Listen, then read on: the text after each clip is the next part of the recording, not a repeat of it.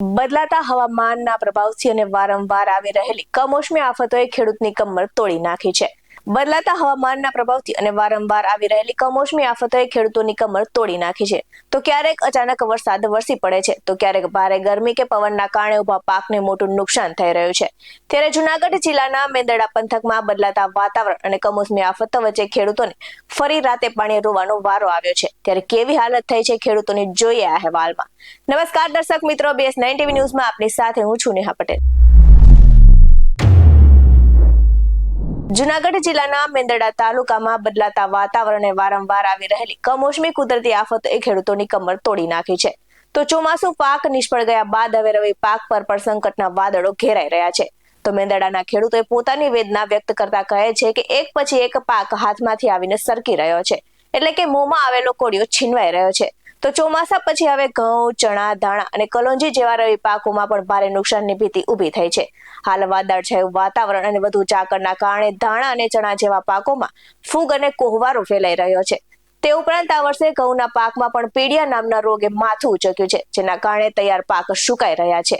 તો ખેડૂતોની મહેનત પર પાણી ફરી વળી રહ્યું છે. તો સતત કુદરતી પ્રકોપ અને પાક નુકસાનના કારણે ખેડૂતો પાયમાલ બનતા જઈ રહ્યા છે. ત્યારે ઘણા ખેડૂતો દેવાના ડુંગર નીચે દબાઈ રહ્યા છે અને ઘર ચલાવવું પણ મુશ્કેલ બન્યું છે.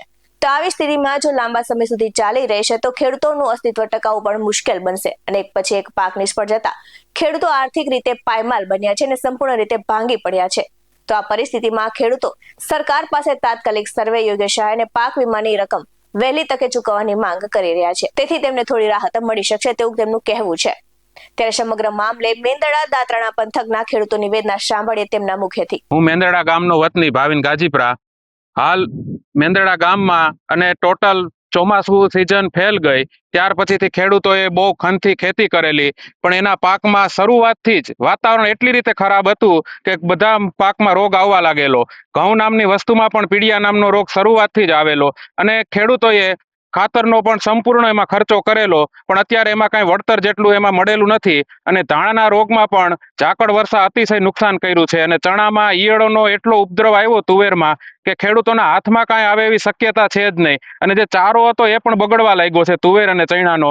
અને ખેડૂતો હાલ એટલા હેરાન છે કે એને એમ થાય છે કે ખેતી છોડી દેવી જોઈએ અને અહીંથી નીકળી જવું જોઈએ. મજૂરી આના કરતા સારી છે. ખેડૂતો એટલા હેરાન છે, જગતનો તાત બહુ દુઃખી છે અત્યારે. મારું નામ છે વેકરિયા ગિરધર, ગામ છે દાત્રાણા.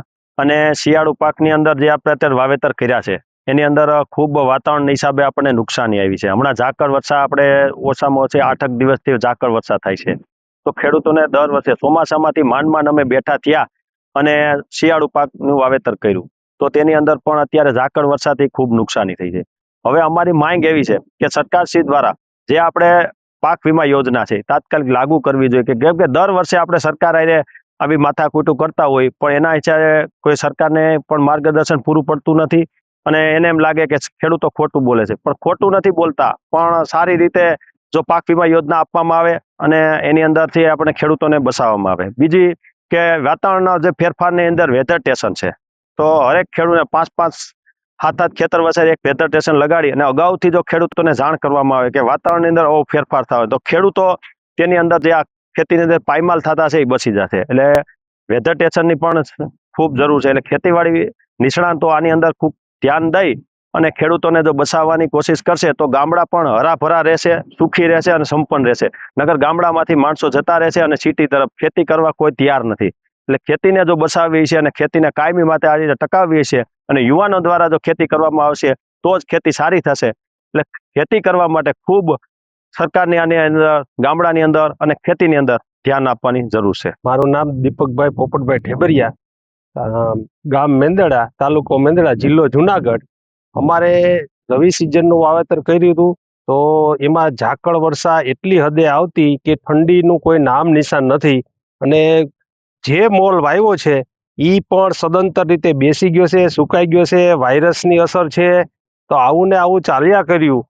લગભગ ટોટલી પાકમાં એમાંનો કલોંજી છે, તુવેર છે, પછી ધાણા છે, ઘઉં છે, બધાને પીડિયા નામનો વાયરસ લાગી ગયો છે. એટલા માટે ખેડૂતોને જો આવી દશા રહી તો ખેડૂતો પાયમાલ થઈ જશે. જે તે સમયે જે આ માવઠાનો માર સહન કરી ચૂક્યા છીએ ત્યાં રવિ સિઝનનો માર સહન કરવાનો વારો આવ્યો છે. માગણી શું છે? અમારી માંગણી છે કે વૈજ્ઞાનિક જે ચોમાસામાં જે સરકારે સહાયરૂપ થયા હતા એ જ પ્રમાણે જો અત્યારે થોડી ઘણી સહાયનું વળતર કાંઈ ખેડૂતોને આપે તો ખેડૂતો ખર્ચામાંથી પારવાર ઉગરી શકે. મારું નામ પરસોત્તમ ઢેબરિયા.